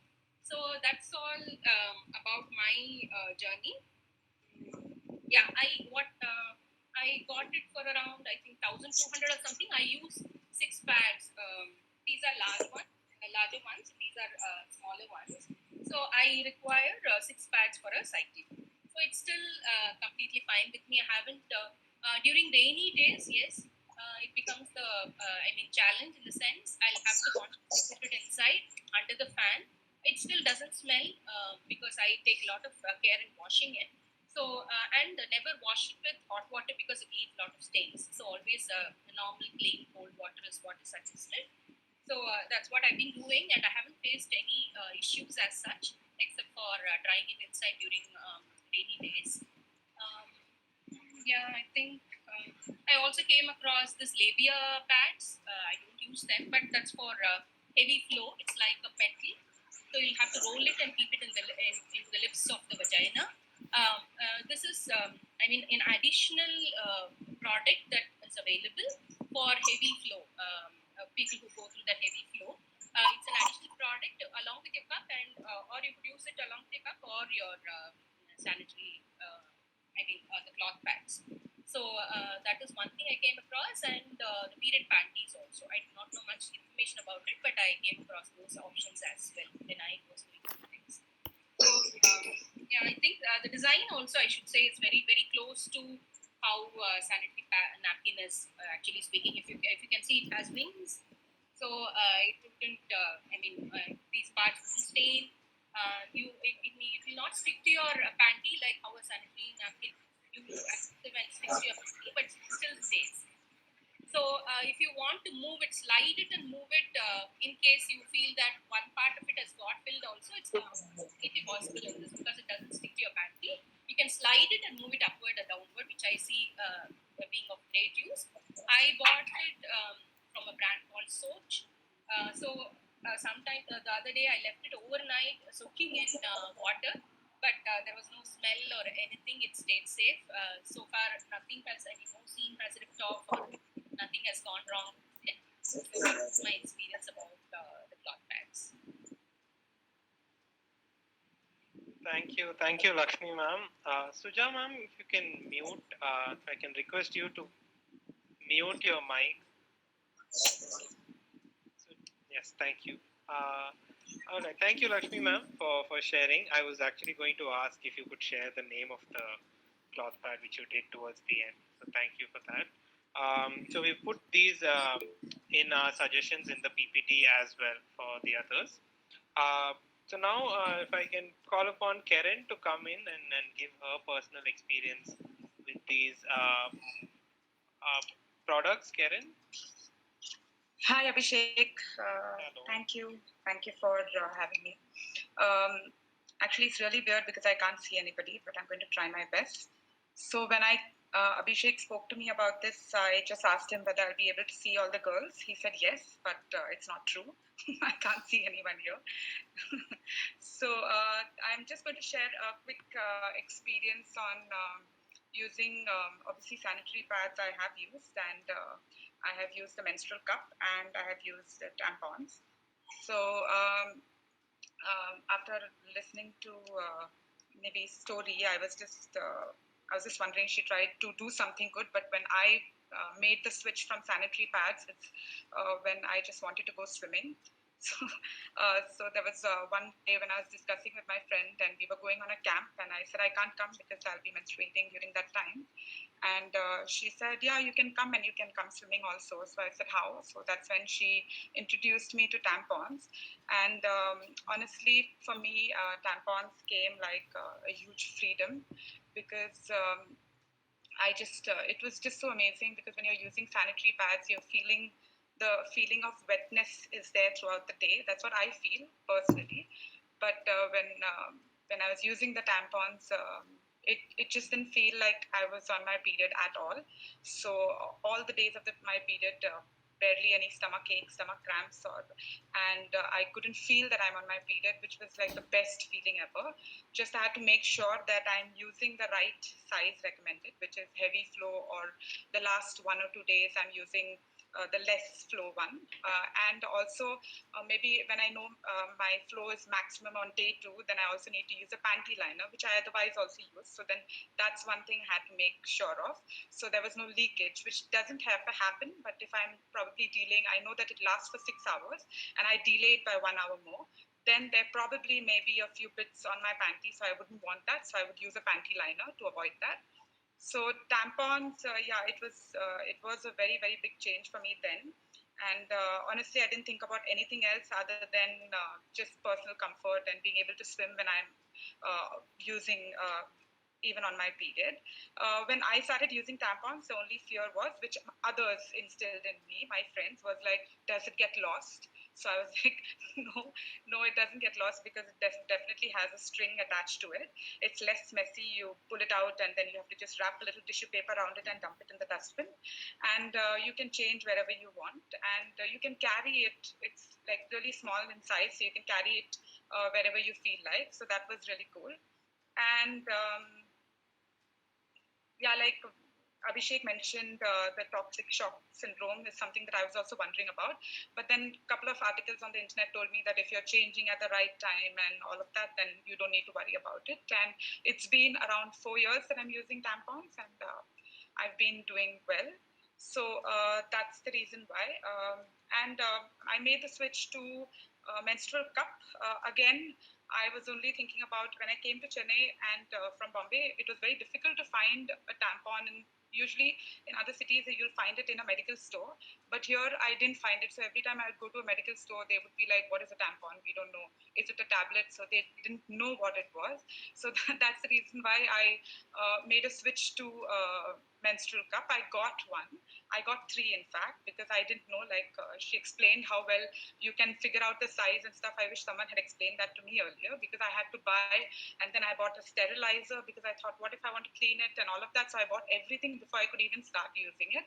But also I got to know a couple of days later that you can buy tampons in every health and glow outlet.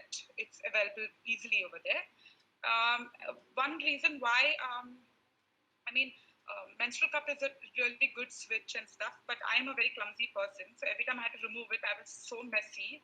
And the whole fact that I have to wash it in my wash basin, I'm just too lazy for all of that. That's the reason why I was thinking, should I just switch back to tampons? I'm just being very honest and real with my experience right now. So that's the reason why. And another reason is, like she explained, that you can use a menstrual cup for 12 hours on the go. Although you can, but me being me, I was just worried, what if the menstrual cup really doesn't know what my flow is like, and what if it's going to overflow and stuff? I was really scared, and I had to go and wash it in a restaurant. A restaurant washroom. I had to remove it, get it washed, and wash it in the wash basin. Again, that whole experience it kind of creeped me out. So that's the reason why I didn't want to use a menstrual cup. But since we are on lockdown and we are not going anywhere, menstrual cup has been a savior. So yeah, you're spending less. The messy part of it, you're in your own house, you're learning every day, and it's getting better and better, the way I'm inserting it, removing it, washing it, and less expense. I don't need to go out all the time to buy pads, or I don't need to go and buy tampons. So that way it's quite a savior. And it's not associated with the TSS. So that's one good thing about the menstrual cup. Again, yes, you're saving the environment, and all of those things also come along with it. So another thing about just comparing the two of them in my mind is, menstrual cup did cause a little irritation for me, but probably that's because it took me a little while to understand my size.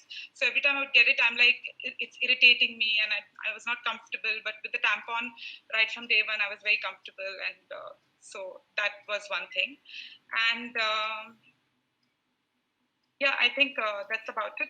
So I hope I have been able to share. If you have any questions, please feel free to ask. Most of it has already been explained, so I won't repeat myself. Thank you so much. Thank you, Abhishek. Thank you, Karen, for being very honest with your experiences and your sharing as well. Can you just mention the name of the products? So, like the tampons that's available in Health and Glow. If you just mention the names for our listeners. Sure. So there's one thing that you get online which is biodegradable 100% cotton for tampons, which is what they say it is, and the reviews also say it is 100% cotton. So I don't know how true that is, but that's P safe. I don't know whether you've heard of it. And the other one is OGX, but that is not 100% cotton. So those are the two brands that you can use. Again, there are sizes. I mean, depending on the flow, heavy flow, less flow, light. So you can buy it based on those. Okay. And for the cup? For the cup, again, you need to, when you're buying it from P-Safe only, there are smaller and bigger sizes, and you can check and you can buy. So I bought almost 3 sizes to figure out what is the right one, and I'm not really sure if I still do know what is the right size, but I'm going to follow what she said earlier, and I'm going to figure out whether I still have the right size. Yeah. Okay, all right. Thank you. Into Q&A, like I mentioned, we are extending it past 4:30, and we'll extend it maybe for another 10-15 minutes or so to take questions. In case anyone wants to leave now, you can post your question in the query, and we will get back with a response for you later on as well. And this again is just the start. It's only an initiation. The idea is to continue having such conversations and take the conversation forward on a regular basis with this topic. There was one thing which I learned while I was doing my research for the presentation, and something which I didn't want to put in the PPT right there without consulting many of the women here who do use such products, and then something that sort of became evident after Shiv, Lakshmi, Auntie, and Karen have shared, is that especially the ones which are inserted to do with tampons and with the menstrual cup, it has a key, psychology has a key role in that, or how you perceive it within the body is also very important. So Shiv also mentioned about once she trained her mind to say, okay, push, and that's when things became a lot easy to use, and about how Karen also had her experience of first having a sort of a negative a reaction to it, thinking, okay, what it might overflow, and what if it's not fitting in properly. So all of those what ifs actually sort of hamper the process, and so along with the vaginal cells on the tissues to sort of get used to any of these new products that are being used, it's also the woman needs to sort of train her mind in that sense to sort of openly accept this new change as well. So it's not just the vagina that needs to accept a new change, it's also the woman's mind, I feel. And once you start completely opening up to the idea of a completely different product, is when things become a lot more comfortable, and until then it might become a little bit of a strain. So I didn't want to put it in the PPT itself, but now having heard at least a panel member speak about it, I thought I could just reinstate that point after some after some validation. So now we'll move into Q&A. If anyone has any questions, thank you so much, panel members, for all of you for coming in and being very honest with your sharing. I am sure you've inspired a lot of the girls here on call to at least take the first step, and which is what we want out of this session as well. If anyone has any question, please feel free to ask. You can just unmute yourself and just say your name, and you can ask the panel members. And this is when like Shiv had asked both Meenakshi and Gopika, and if there's anyone else also on the call who do use these products, you can also choose to answer the questions that our listeners might have. So anyone with any question can please feel free to hop right in and ask any of the panel members here.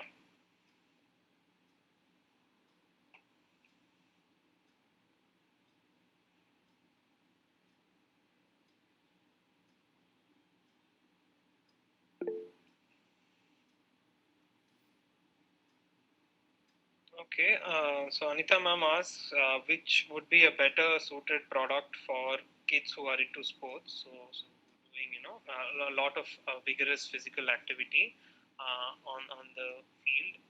So anyone, Karen, Shiv, Lakshmi, anyone, if you want to take that question. I think like how Karen mentioned, definitely I have a few friends of mine who are into intense sports who've chosen the menstrual cup because often they say, like say with gymnastics or acrobatics, the position of the pad keeps shifting. If it's cloth pads and if it's sanitary napkins as well, it does keep shifting or it folds in the ends and it's not very.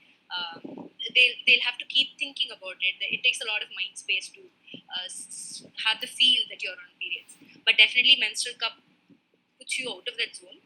So I have had some of my friends say that they chose the menstrual cup. Karen, you could add about tampons if that makes sense. Yeah, I think with the menstrual cup also, the smaller the size, the better if you're in sports, is what I've heard from the friends that I've who are into sports and are being using. Tampons is a definitely yes for sports or swimming or any other activity because it doesn't shift and it's just the comfort. Like I say, you literally do not realize you are on your period. When I say that, I mean it.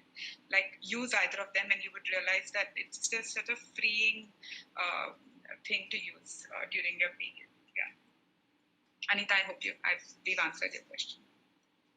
Yeah, thank you.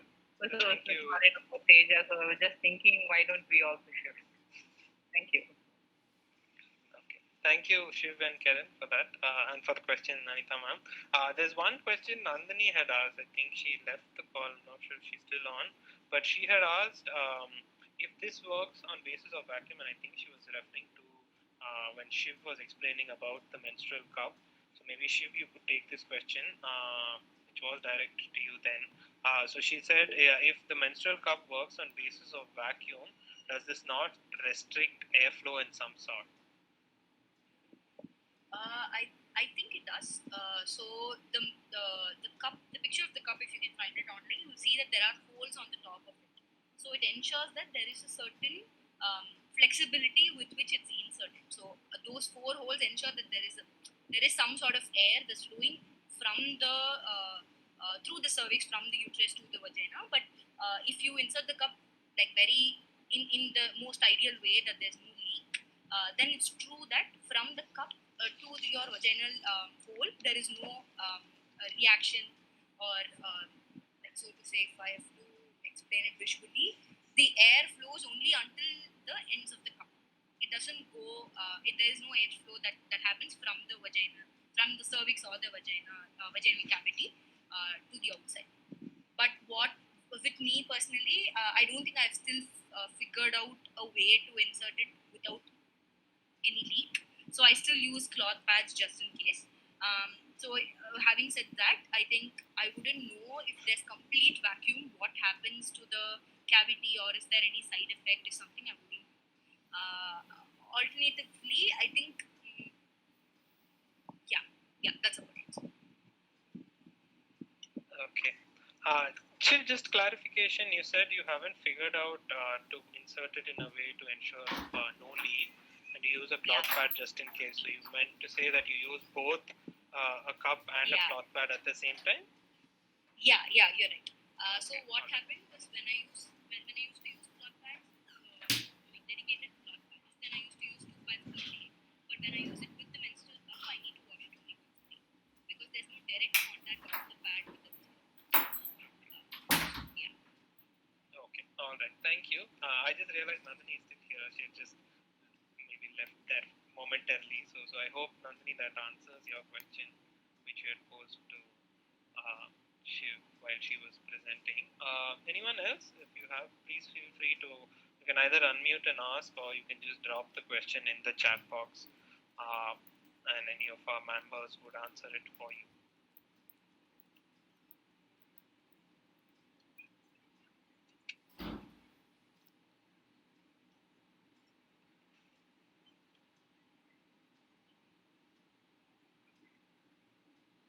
Okay, maybe we can close the session in about 5 minutes. Abhishek? Anyone else? Yes. Abhishek, hi, Kritika here. I just have one little doubt for myself. How does it affect any of these options, especially the menstrual cup and the tampon? Does it have any effect on other bodily functions, like when we're using the toilet? Is there anything that, from their experience, that they could share as the do's and don'ts. Okay, that's an open question to the panel. How does it affect other bodily functions? Is that your question? No, essentially, when you're using the toilet, how does that? When you're on the menstrual cup or using the tampon, how does that? Does it affect it at all? When you're urinating or passing stool, is there any connectivity or anything that is experience that you can share? Yeah, I'll just share about tampon first. Actually, this was my fear for the longest. Especially when you have to go to pee. So there's a string that is always falling out. You can always see the string, which is out. So when you have to urinate, you have to push the string at the back so that it doesn't get wet. Understand? And the other thing is when you go to the toilet in the morning for number 2 or whatever, so then you always worry whether it's going to fall out. So I use that time to change my tampon. So I go to the loo and I change my tampon at that time. So I'll take it off and then I'll finish it and then so it's done. So that's one thing. It might fall off when you are.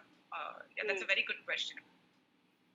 So even with the menstrual cup, I worry that it's going to fall out. Yeah. Because I also understand that there is a lot of pressure and vacuum and things like that are involved, which are also related to other bodily functions. That's what I meant. So thank you for that clarification. Okay. Shiv, you want to add something for the cup maybe? Yeah. So Kritika, I think great question. I also had the same question, and to my surprise, that's when I figured out that actually the vaginal hole and the urinating hole for women are different. So that was my realization, and that gave me so much of relief. Unlike men, we have 2 different holes for men for 2 different purposes. And the second aspect, I think, so I have had in my initial phases or initial periods of figuring out how to insert or how do I know it's gone in fully. I think I faced this aspect of I used to have abdominal pain. So in case you inserted it a way that is not supposed to be inserted.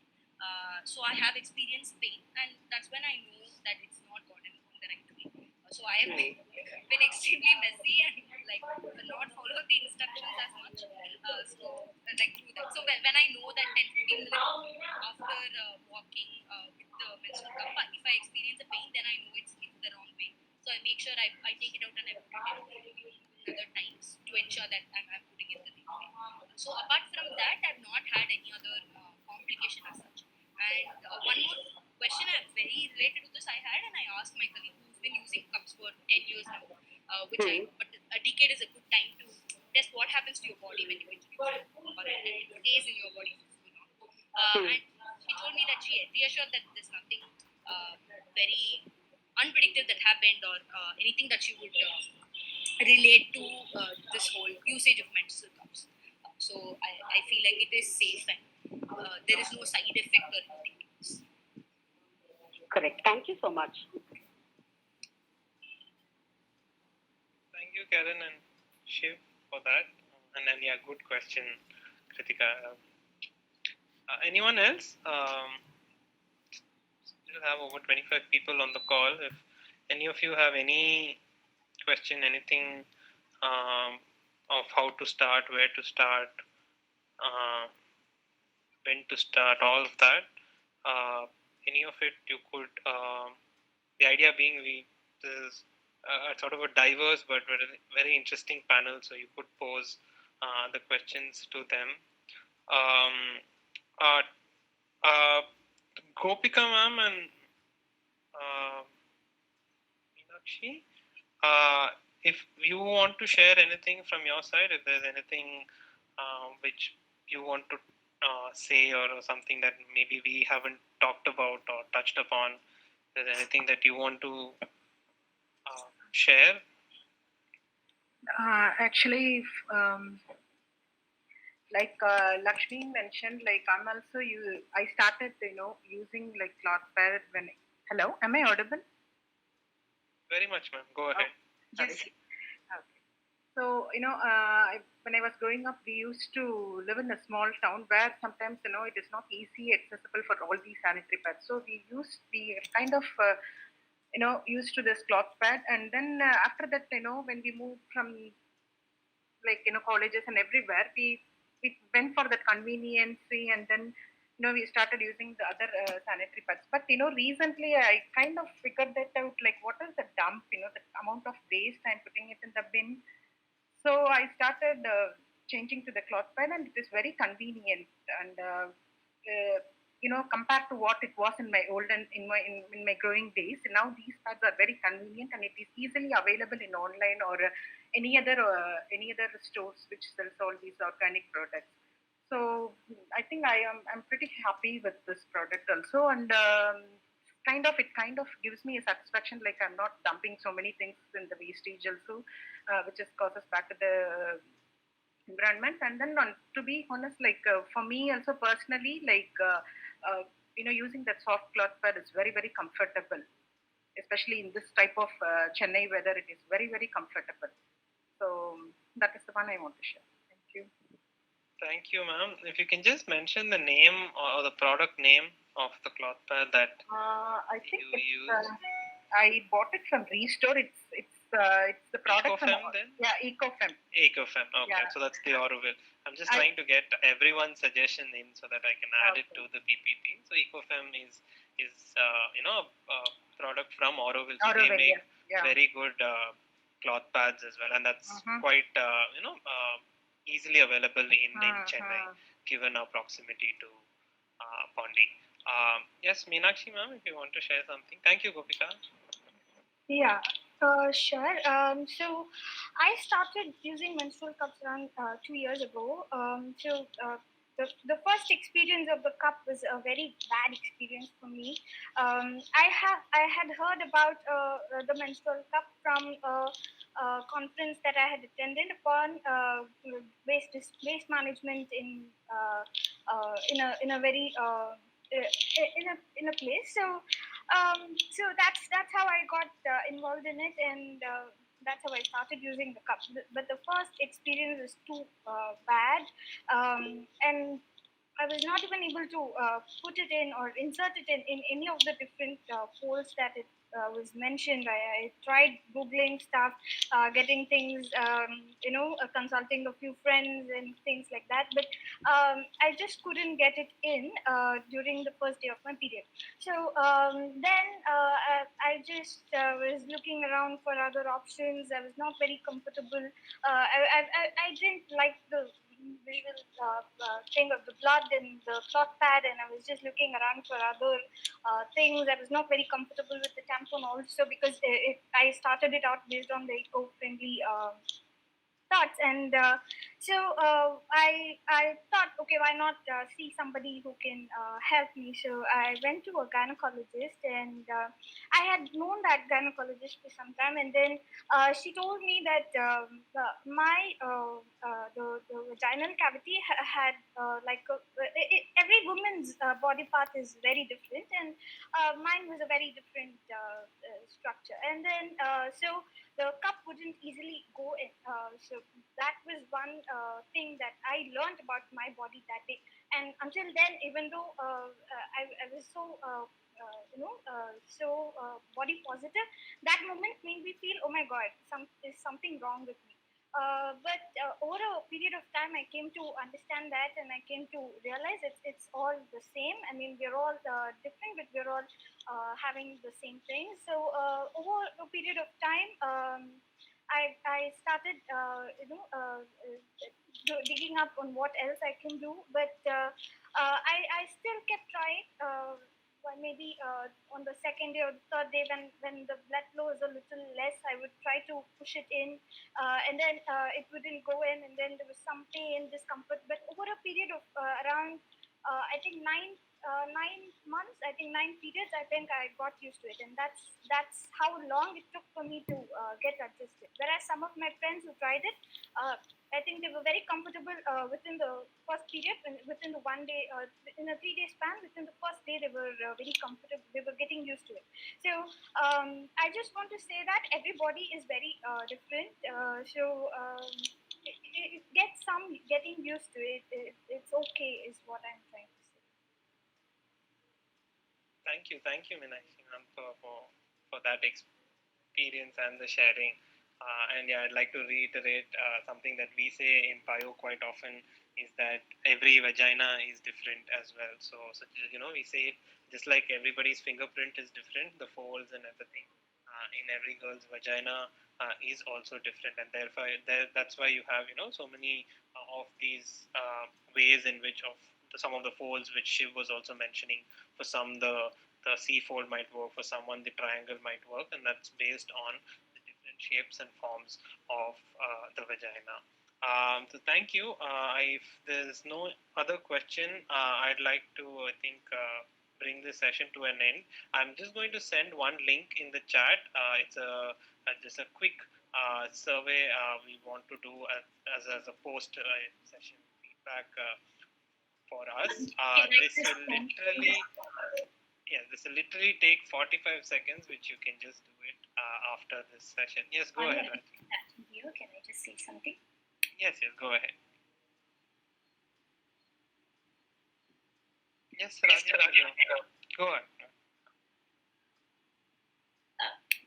Actually, I just wanted to convey my thanks to all of you for organizing such a bold conversation. And I would also like to just add one aspect to it, to all the girl children who are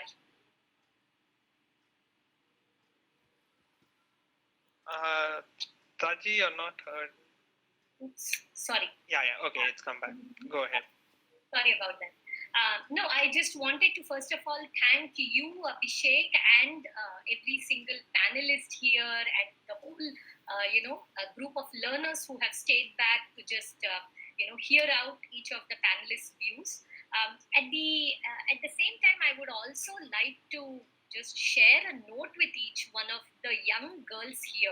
We already know that menstrual hygiene, menstruation, and all of this is such a taboo topic, and I think it's finally up to our choice. Be it eco-friendly nature, or be it like Karen said, wanting to swim, or it could be just we wanting to go back to our olden days, like how Gopika Aunty or Lakshmi were mentioning. I think don't let this to make you feel ashamed of your own choices. Even if you're wearing a sanitary pad, let us say, and you have not switched to eco-friendly alternatives yet, I don't want any of you to feel bad on that aspect, because there are already so many things that women feel bad about, and feel bad about their body, about why they are the way they are, and how they have to make choices. At the end of it, each one of us, whatever we feel comfortable with, and we live with that choice, is what we should do, and we should not be ashamed of that choice that we make. I would actually say that one aspect that is that we need to maybe collectively work, Abhishek, is hopefully if there are any innovators or scientists in this conversation, what kind of option. We heard about the menstrual cup, we heard about cloth menstrual cup, we heard about stories from Shiv, which he shared very honestly, right? And then the cloth pad we have all used as youngsters, and we know that how it can actually bring a break in whatever we want to do. I wish for more innovative solutions where we won't have to go through all of this pain, or go through this shame literally of adding on to the waste, and actually use products that are really cutting edge. Apple makes an iPhone that can do wonders, and I guess we need to actually have more scientists, more innovators thinking about this, so that our women can actually do what they want to do and be comfortable making the choices that they have. So for the girls out here who are still on that on that edge of, should I do this, I'm not sure, I'm not yet, it's okay if you have not made that choice yet, and you will know when you're ready for it. It's a superb conversation. Abhishek, I'm actually scared after you talked about cancer and all of that. I'm going to think about it genuinely, and I'm telling that from my heart. Karen and Shiv and Lakshmi, Gopika, Meenakshi, absolutely thankful to you for sharing all of that, and yet want to tell our learners to use that information and take the step that you feel comfortable with. At at a time that you feel is right for you. Thank you, Abhishek. Thank you so much, Raji, for the uh, both the appreciation and very nice perspective that you brought upon. I want to reiterate that, girls, the idea of this session was to only make it like an awareness to sort of expose that there are alternatives that you can think upon.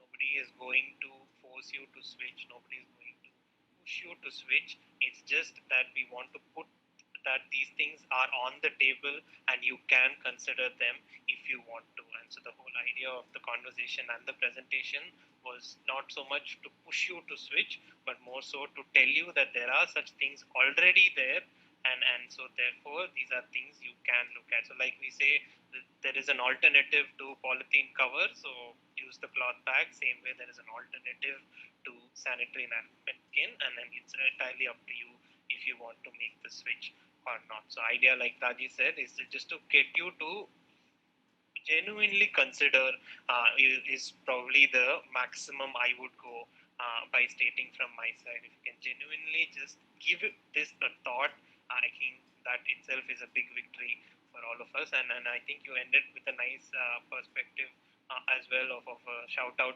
to the innovators, and like Raji said, we need more innovative solutions, and we hope that having open conversations like this would somehow lead somewhere down the line to such solutions in this regard. So thank you everyone for joining. Special thanks to Karen, Shiv, and Lakshmi, and also for Gopika and Meenakshi for sharing and being part of the panel. And thank you all of you for being bold and courageous enough to attend this session.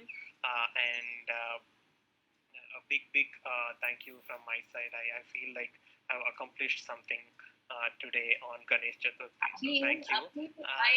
My respect for you has grown 100-folds, really, and I think our children are lucky to, have a bio teacher who is here and able to, talk about this with just the energy and passion that you're truly thankful to you. Thank you, Raji, and thank you for the opportunity. Thank you, Netra, as well.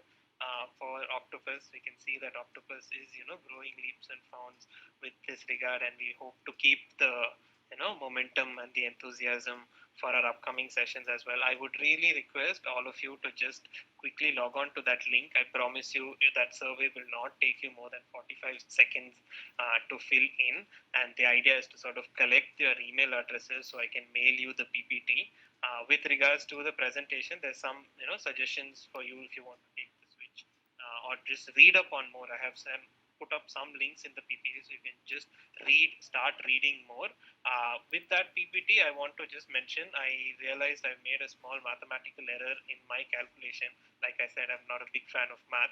Apologies if there are any math teachers here. Thank you, Subbu and Meenakshi, for pointing that out. I have corrected that mistake in my PPT, so I'll send the PPT in for you. If you can fill that survey or that feedback form, then given the email, I can email all of you the PPT and you can have a look later on for your reference if you want.